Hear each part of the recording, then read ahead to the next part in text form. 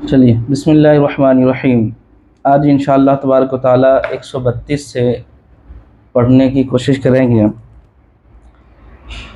اللہ تبارک و تعالیٰ ارشاد فرماتا ہے وَوَصَّى بِهَا إِبْرَاهِيمُ وَبَنِيهِ وَيَعْقُوبُ، یعنی ابراہیم علیہ السلام اور یعقوب علیہ السلام اپنے بیٹوں کو اسی دین کے بارے میں وصیت کی اور کہا یا بنی ان اللہ اصطفیٰ لکم الدین فلا تموتن الا وانتم مسلمون، کہ اے میرے بیٹو، بے شک اللہ تبارک و تعالیٰ تمہارے لیے اس دین کو چن لیا ہے، فلا تموتن الا وانتم مسلمون، تو تم مت مرو مگر مسلمان ہو کر کے، مطیع اور فرمانبردار ہو کر کے۔ دیکھیے ملت تمام انبیاء کرام علیہ السلام کے دین یقیناً برحق ہے، اور انبیاء علیہ السلام کے زمانے میں ان کے اعتبار سے شریعت اترا کرتی تھی۔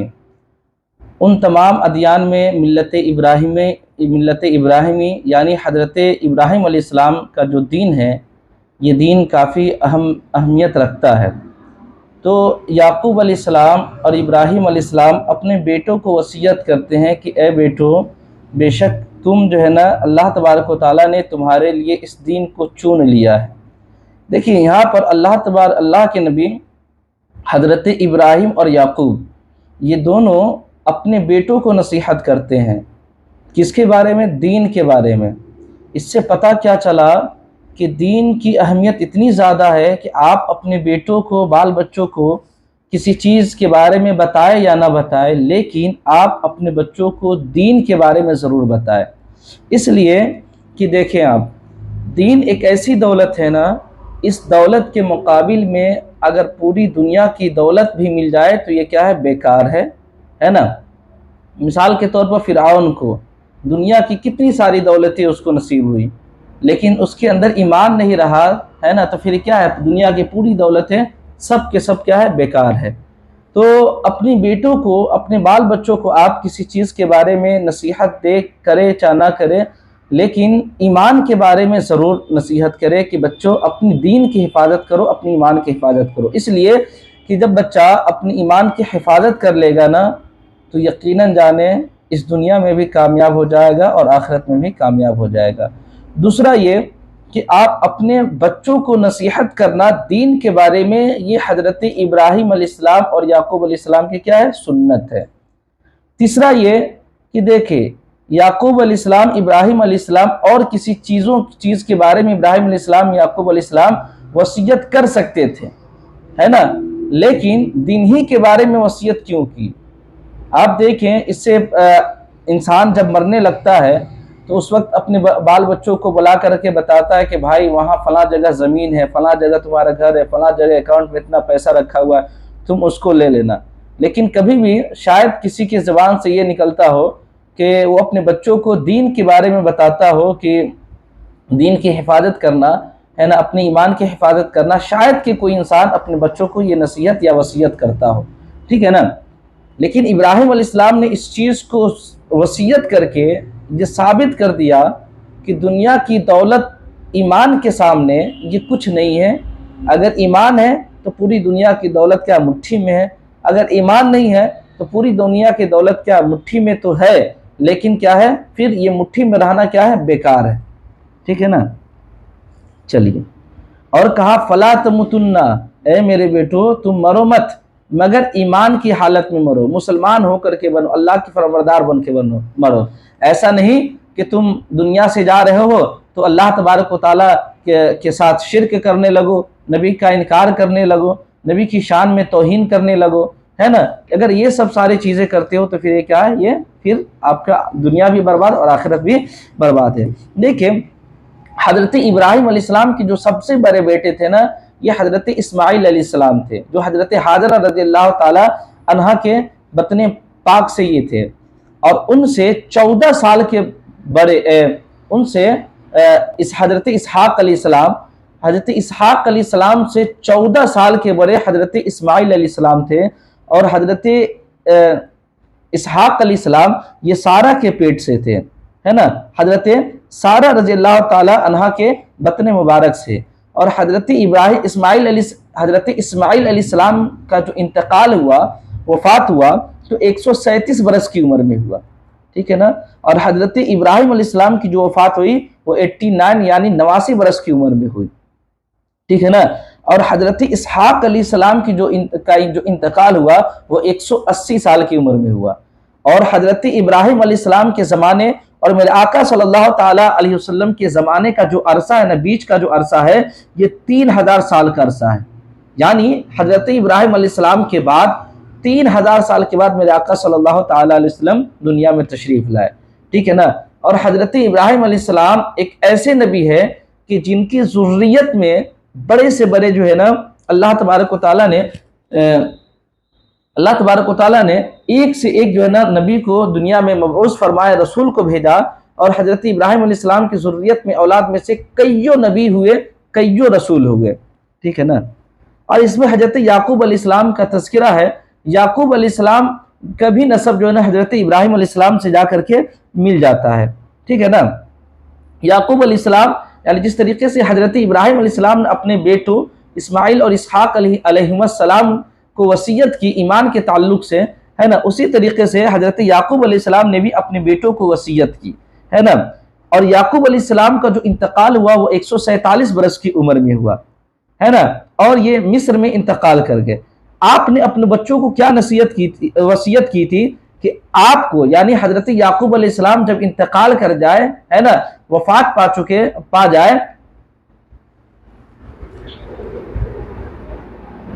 جی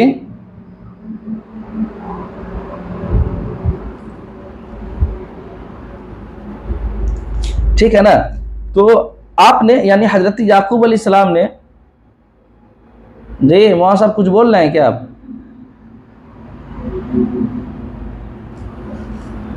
اچھا ٹھیک ہے، اس کو میوٹ کر دیتے ہیں، کر دیے ہم، رہنے دیجیے۔ ہاں، حضرت یعقوب علیہ السلام نے وصیت کی کہ جب انتقال کر جائے تو اپنے بیٹوں کو بلا کر کے وصیت کی کہ جب میں انتقال کر جاؤں تو تم مجھے ارض مقدسہ میں یعنی مقدس زمین میں تم مجھے دفن کر دینا، لے جانا، اور وہاں پر آپ کے بعد حضرت اسحاق علیہ السلام کیا مدفون تھے، یعنی اپنے بیٹوں کو حضرت یعقوب علیہ السلام نے وصیت کی بلا کر کے، کب؟ موت کے وقت، ہے نا، وصیت کی کہ بیٹا میں مر جاؤں تو مجھے جو ہے نا اپنے والد یعنی حضرت اسحاق علیہ السلام کے پاس مجھے لے جا کر کے دفن کر دینا۔ چنانچہ جب حضرت یعقوب علیہ السلام کا انتقال ہوا تو یوسف علیہ السلام نے ان کو لے جا کر کے حضرت اسحاق علیہ السلام کے بغل میں مدفون کر دیا، ٹھیک ہے نا، دفن کر دیا۔ اچھا چلیے، اس سے یہ بھی پتہ چلا کہ جب آپ انتقال کریں نا تو بہتر طریقہ کیا کہ آپ اپنے بچوں کو قریب بلائیں، اور بچوں کو بلا کر کے جو ہے نا اچھی باتوں کو نصیحت کریں، اور ان نصیحتوں میں سب سے بہتر طریقہ یہ ہے کہ سب سے پہلے اپنے بچوں کو ایمان کے تعلق سے اس کو وصیت کرے کہ بیٹا اپنے ایمان کی حفاظت کرنا۔ بہت ہی افسوس ہوتا ہے کہ مسلم گھر میں کوئی بچہ پیدا ہوتا ہے لیکن آگے چلتا ہے تو اس کا ایمان خراب ہو جاتا ہے، وہ اسلام سے بھی جو ہے نا وہ منحرف ہو جاتا ہے نا، مرتد ہوتا ہوا نظر آتا ہے، جیسا کہ ابھی کئی دنوں سے پچھلے مہینوں میں کئی واقعات ایسے ملے کہ مسلم گھر کے بچے ہے نا مرتد ہوتی ہوئی نظر آئی، اسلام کو چھوڑ کر کے دوسرے مذہب کو اختیار کرتے ہوئے نظر آئے، تو یقیناً جانیں اس میں سب سے بڑی غلطی ان کے والدین کی ہے کہ ان لوگوں نے اپنے بچوں کے ذہن کو آزاد چھوڑا، اور جس نے اپنے بچوں کے ذہن کو آزاد چھوڑا کس معاملے میں؟ ایمان کے معاملے میں، تو یقیناً جانیں جس طریقے سے کہا جاتا ہے نا کہ باہر انسان کے لیے جو ہے نا ڈاکو ہمیشہ موجود رہتا ہے نا، اسی طریقے سے باہر میں انسان کے دل سے انسان کے ذہن سے جو ہے نا ایمان کو کھینچنے کے لیے ایمان کی دشمن لوگ کیا ہے؟ ٹوپی داڑھی کرتا پہن کر کے کیا ہے؟ موجود رہتے ہیں۔ ایسی صورت میں آپ یہ کہتے چلے جائیں گے کہ بھائی وہ تو اچھا آدمی ہے، وہ تو ہمارے بچوں کو دین کی تعلیم دے رہا ہے، لیکن در حقیقت یہ ہے کہ کہ وہ اسلام کا کپڑا پہن کر کے، اسلام کا لبادہ پہن کر کے آپ کے بال بچوں کی زندگی سے کھلواڑ کر رہا ہے اور ان کی ایمان سے کھلواڑ کر رہا ہے، اور اس طریقے سے وہ آپ کے بچوں کے دل سے، ذہن سے، فکر سے ایمان کو کھینچ لے گا کہ آپ کو پتہ ہی نہیں چلے گا۔ اس لیے بچوں کے ایمان کے تعلق سے انسان کو ہمیشہ فکر مند ہونا چاہیے، جس طریقے سے حضرت ابراہیم علیہ السلام اور یعقوب علیہ السلام اپنے بچوں کے لیے فکر مند رہا کرتے تھے۔ چلیے آگے دیکھیں، اللہ تبارک و تعالیٰ ارشاد فرماتا ہے ام کنتم شہداء اذ حضر یعقوب الموت، ہے نا، کیا تم لوگ حاضر تھے، کیا تم لوگ حاضر تھے جب یعقوب علیہ السلام کو موت آئی، موت جب حضرت یعقوب علیہ السلام کے پاس آئی تو کیا تم اس وقت حاضر تھے؟ اذ قال لبنیہ ما تعبدون من بعدی، حضرت یعقوب علیہ السلام نے اپنے بیٹوں سے کہا ما تعبدون من بعدی، کہ میں مر جاؤں گا، دنیا سے چلا جاؤں گا، لیکن تم میرے بعد کس کی عبادت کرو گے؟ قالو، تو یعقوب علیہ السلام کے تمام بیٹوں نے کہا قالو نعبد الہک و الہ آبائک ابراہیم و اسماعیل و اسحاق الہ واحدہ، ہے نا، کہ اپنے والد گرامی یعنی حضرت یعقوب علیہ السلام کو کہا ہم آپ کے معبود کی عبادت کریں گے، آپ کے خدا کی عبادت کریں گے، اور آپ کے آبا و اجداد کے جو خدا ہیں، یعنی آبا و اجداد سے مراد ابراہیم علیہ السلام، اسماعیل علیہ السلام اور اسحاق علیہ السلام، ان کے جو معبود ہیں، خدا ہیں، اے میرے والد میں ان کی اتباع کروں گا، میں ان کی عبادت کروں گا، الہ واحدہ، جو ایک خدا ہے نا۔ اب یہاں پر دیکھیں، جب بیٹوں کو حضرت یعقوب علیہ السلام نے وصیت کی کہ تم میرے بعد کس کی عبادت کرو گے، ایسا تو نہیں کہ میرے بعد تم دوسرے دین کو اختیار کر لو گے، تو انہوں نے کہا نہیں، اے میرے والد گرامی، جس چیز پر آپ ایمان رکھتے ہیں، جس خدا پر آپ ایمان رکھتے ہیں، جس خدا کی آپ عبادت کرتے ہیں، اور آپ کے آبا و اجداد یعنی آپ کے باپ دادا ابراہیم اور اسماعیل اور اسحاق علیہم السلام جس خدا کی عبادت کرتے تھے، اے میرے والد گرامی، میں اسی خدا کی عبادت کروں گا جو خدا ایک ہے، اس کا مقابل کوئی نہیں ہے، ٹھیک ہے نا۔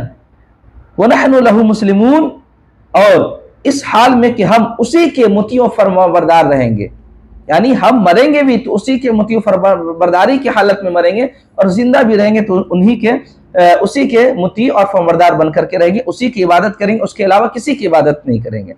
دیکھیں اصل میں یہودی یہ کہتے تھے، ہے نا، یہ کہتے تھے کہ حضرت ابراہیم اور ان کی بیٹے، میرے آقا صلی اللہ تعالیٰ علیہ وسلم کو آ کر کے کہتے تھے کہ ابراہیم اور ان کے جتنے بھی بیٹے تھے نا، یہ سب کے سب جو ہے نا یہودی تھے، ہے نا۔ تو اللہ تبارک و تعالیٰ نے اس کا رد فرمایا، ہے نا، اور کہا کہ تم یعقوب کی موت کے وقت حاضر تھے، یعقوب علیہ السلام نے اپنے بچوں کو کس طریقے سے نصیحت کی، تو بچوں نے کیا جواب دیا، ہے نا، کیا جواب دیا کہ میں ایسے خدا کی عبادت کرتا ہوں جو تنہا ہے، اکیلا خدا ہے، اور ایسا خدا ہے جس خدا کی عبادت میں بھی، میرے والد گرامی بھی کرتے تھے، میرے دادا بھی کرتے تھے، میرے پردادا بھی کرتے تھے، میرے لکردادا بھی کرتے تھے، ہے نا، اسی کی ہم عبادت کریں گے۔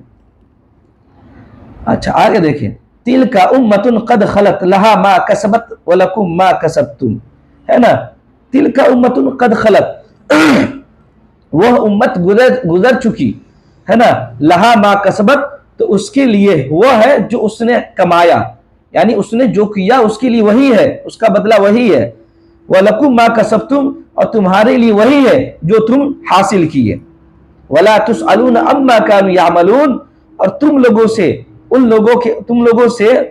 لوگوں سے نہیں پوچھا جائے گا اس کے بارے میں جو وہ لوگ کرتے تھے۔ یعنی اللہ تبارک و تعالیٰ فرماتا ہے کہ ایک گروہ ایسی تھی جو اس دنیا سے گزر چکی، ٹھیک ہے نا،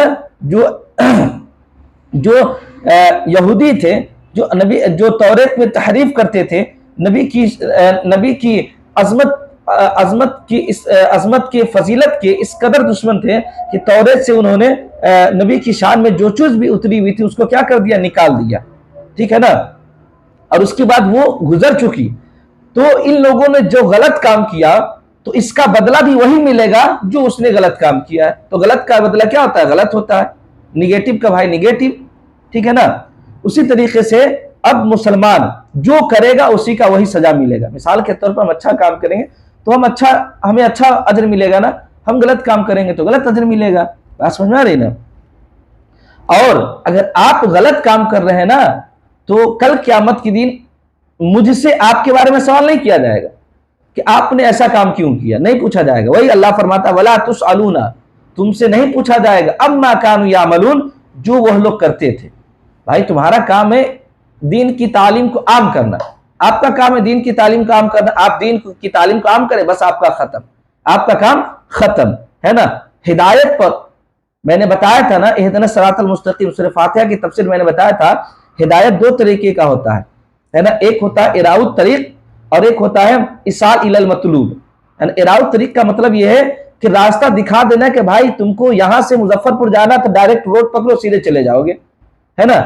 اور ایک کیا ہے ایصال الی المطلوب, یعنی ہاتھ اس کا پکڑے گاڑی میں بیٹھا لے جا کر کے مظفر پور چھوڑ کر کیا ہے.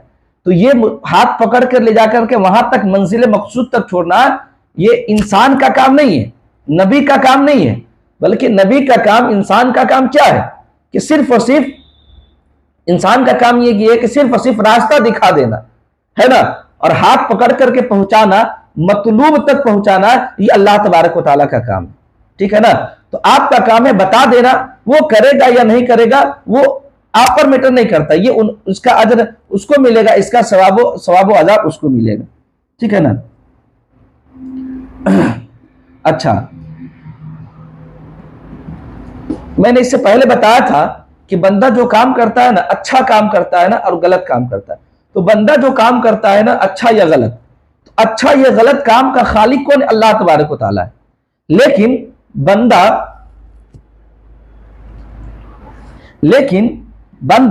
جب نیک کام کرتا ہے نا تو اللہ تبارک و تعالیٰ کے فضل سے کرتا ہے. اگر آپ کنٹینیو کلاس کیے ہوں گے نا تو آپ کو معلوم ہوگا کہ جہاں پر میں نے بتایا تھا کہ افعال کا خالق, اچھا اور برے کام کا خالق اللہ ہے یا نہیں ہے, میں نے بالتفصیل میں نے بحث کر دیا ہے. بس تھوڑی سی یہاں پر روشنی میں ڈالوں گا.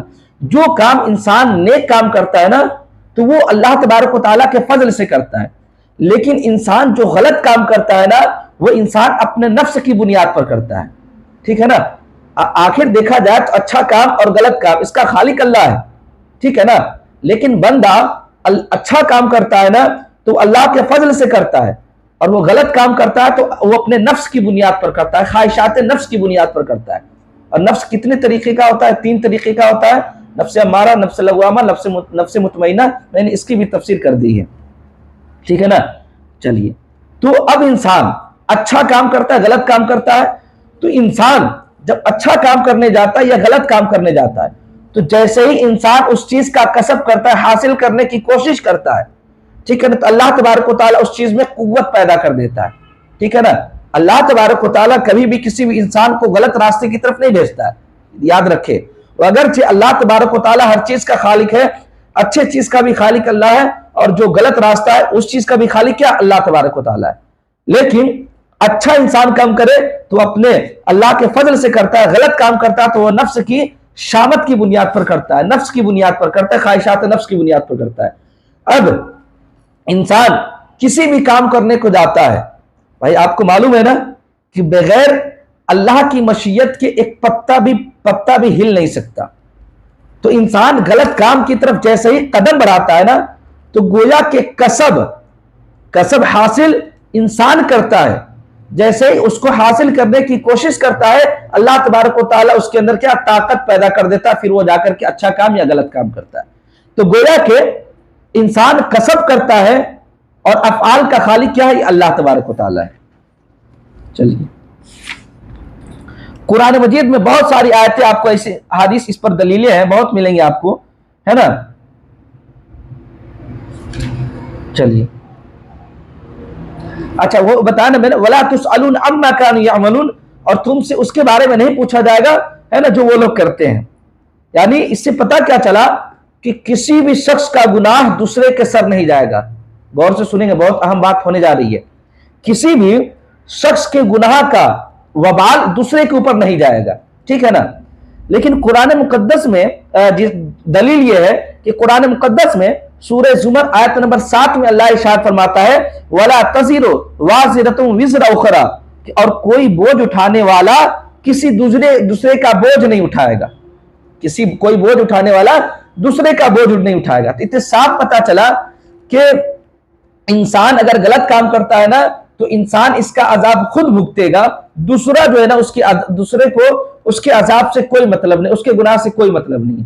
لیکن ایک حدیث پاک ہے، اعتراض ہوتا ہے اس بات پر، اتنا تو معلوم ہے نا بھائی، ہم کو تو ہمارا تو ایمان ہے کہ کل قیامت کے دن ہر انسان اپنے کا بھاگی ہوگا، اچھا کام کر رہا ہے یا غلط کام کر رہا ہے وہ دوسرے سے نہیں پوچھا جائے گا، وہ آپ سے پوچھا جائے گا کہ آپ نے اچھا کیوں کیا، غلط کیوں کیا، اچھا کیوں نہیں کیا اور غلط کیوں کیا، ٹھیک ہے نا۔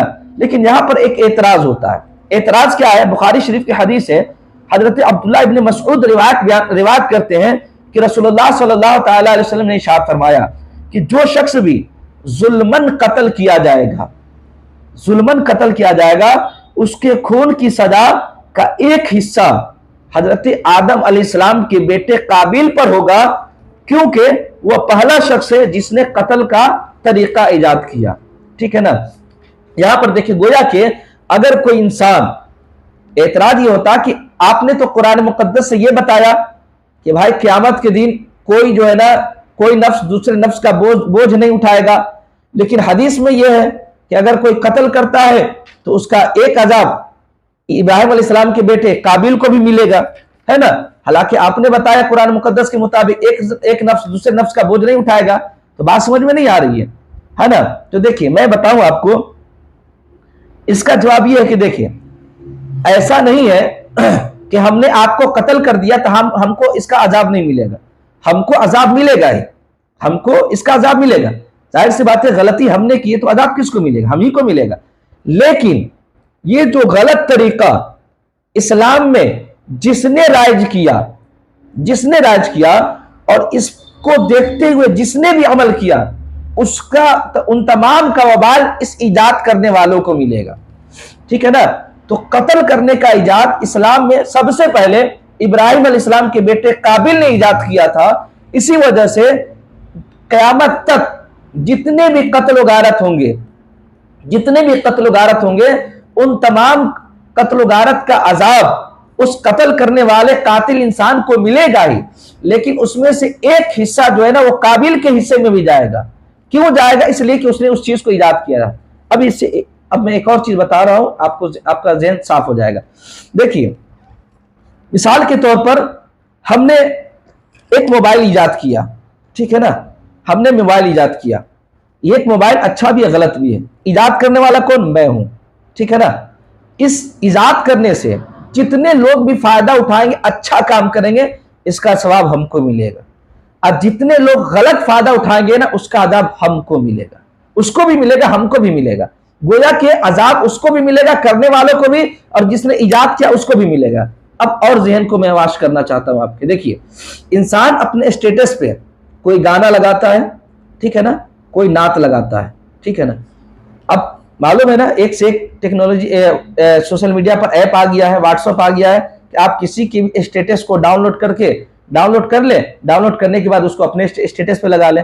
تو دیکھیں آپ، اگر ہم نے اپنے اسٹیٹس پر ہے نا غلط ویڈیو لگائی، غلط ویڈیو سے مراد گانا لگایا، اور اس کو کاپی کر کے کسی اور نے اپنے اسٹیٹس پہ لگا لیا، ٹھیک ہے نا، اور اس کے اسٹیٹس کو دیکھ کر کے کسی اور نے کاپی کر لیا، پھر اس کے کاپی کر کے کسی اور نے کاپی کر لیا، تو گویا کہ ایک آدمی میں نے اسٹیٹس پر گانا لگایا، اور یہ اسٹیٹس کا گانا یہ یکے بعد دیگرے ہزاروں آدمی کے پاس پہنچ گیا، ظاہر سی بات ہے ہزاروں آدمی گناہگار ہوگا، تو ہزاروں آدمی صرف گناہگار نہیں ہوگا بلکہ ان لوگوں کے ساتھ میں بھی گناہگار ہوں گا، اس لیے کہ اس کے ذمہ دار، اس کے ایجاد کرنے والے، کریٹ کرنے والے ہم ہیں، ہے نا۔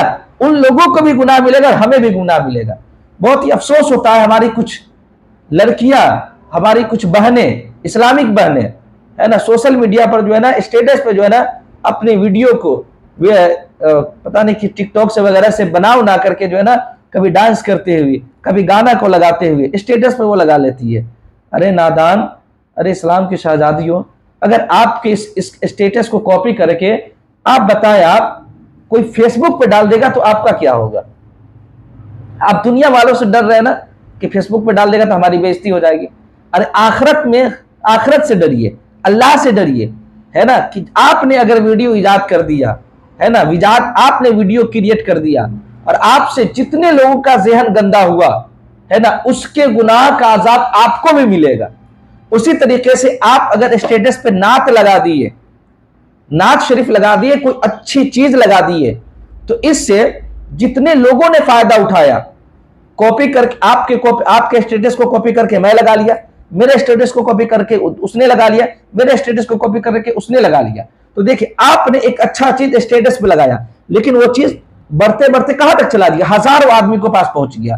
اب ہزاروں آدمی ہے نا، اگر اس کا ثواب ملے گا تو صرف اسی کو نہیں ملے گا بلکہ آپ کو بھی ملے گا. اس لیے ہے نا، کبھی بھی سوشل میڈیا پہ کچھ لوگ جو ہے نا ویڈیو، وہ کامیڈی والا ویڈیو بنا کر کے سوچتا ہے کہ رے ہم ویڈیو سوشل میڈیا پہ اپنا نام کما لیں گے. نہیں، تم سوشل میڈیا پہ کوئی غلط ویڈیو ڈال کر کے اپنی آخرت کو برباد کر رہے ہو. تم دنیا سے مر جاؤ گے، دنیا سے چلے جاؤ گے، دنیا سے چلے جانے کے بعد بھی تم مر بھی جاؤ گے، لیکن تمہارے بعد والے تم کو دیکھتے رہیں گے کہ ہاں فلاں انسان ایسا کرتا تھا، ویسا کرتا تھا. ظاہر سی بات ہے، ہم نے گالی سے ویڈیو بنایا ہے، ہم نے گانا گا کر کے ویڈیو بنایا، تو ظاہر سی بات ہے اس کا عذاب ملے گا نا. آپ مر بھی جائیں گے تو یہ کیا ہوگا؟ اس کا عذاب آپ کو بھی ملے گا. گویا کہ ثواب، جس طریقے سے ہم نے پڑھا نا ثواب جاریہ، اسی طریقے سے یہاں پر جان لیا آپ کہ گناہ جاریہ، ثواب جاریہ. مثال کے طور پر آپ نے یہ کتاب خرید کر کے کسی مدرسے میں دے دی، کسی بچوں کو دے دیا آپ نے، وہ دین کی تعلیم حاصل کر، یہ ثواب جاریہ.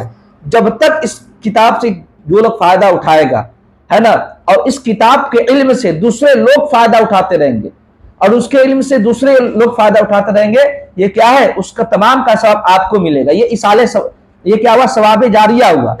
اور گناہ جاریہ وہی اسٹیٹس والا، سوشل میڈیا پر غلط ویڈیو بنا کر کے ڈالنے والا، ٹک ٹاک پر جو ہے نا غلط ویڈیو بنا کر کے ڈالنے والا، یہ لوگ کیا ہے؟ یہ لوگ گناہ جاریہ کماتے ہیں.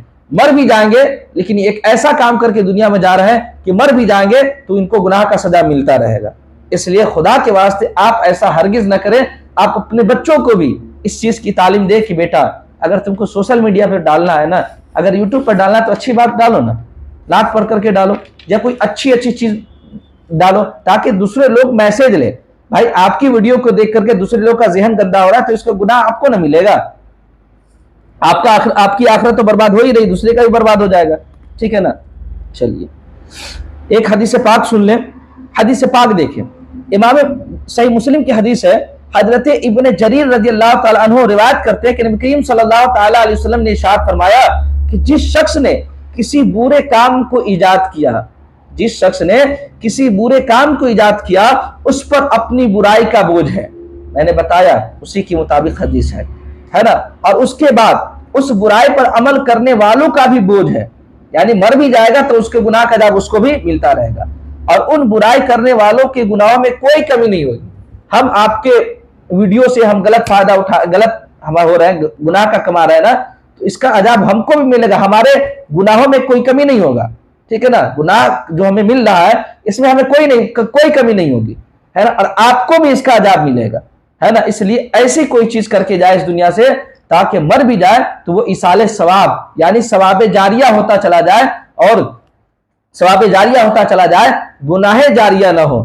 اس لیے کہ ثواب جاریہ اگر آپ کے گناہوں، آپ کے عمل میں سے کوئی عمل اگر کم بھی ہوگا نا تو آپ کو اس کا ثواب ملے گا، ہے نا. آپ کو یہ ثواب جاریہ آپ کی مغفرت کروا سکتا ہے، لیکن گناہ جاریہ کر کے دنیا میں جائیں گے تو معلوم ہے مر بھی جائیں گے. اگر آپ نیک عمل بھی کیے رہیں گے تو یہ گناہ جاریہ بار بار پہنچ کر کے جو ہے نا آپ کو جہنم تک پہنچا دے گا.